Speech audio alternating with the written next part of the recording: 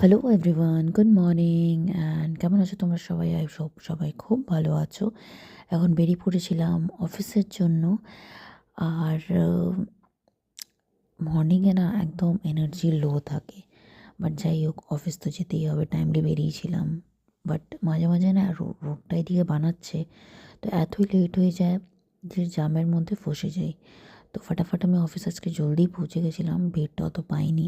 তো বেরিয়েই সামনে একটা চায়ের দোকান আছে, যেটাকে স্পেশাল হচ্ছে মহারাজাটায় চায়ের দোকান বলে সবাই। তো ওখানে চলে গেছিলাম, এক কাপ চা দিয়ে ফের দিনটাকে শুরু করলাম। তারপরে অনেক কাজ ছিল, তো ফটাফট চা খেতে খেতে জাস্ট মাইন্ডে একটা প্ল্যান করছিলাম কী করে কী করতে হবে, বিকজ এরপরে সিধা লাঞ্চেই আমি কথা বলতে পারবো তোমাদের সাথে। বিকজ এখন বুঝতেই পারছো স্যালারির টাইম, তো অনেক ব্যস্ততা থাকে আমার। তো চলো চাটা ফটাফট খেয়ে নিয়ে ফ্রি হয়েছিলাম সিধা আমি লাঞ্চ টাইমে। আজকে লাঞ্চে ছিল chow mein, which I love. So চলো আমি আগে লাঞ্চটা করে নিই, তারপরে বিকালে তোমাদের সাথে বেরিয়ে কথা বলবো। আজকে বিকালে একটু মার্কেটও যাব। কেন যাব, কিসের জন্য যাব, আগে বেরাই, তারপর তোমাদের সাথে কথা বলছি।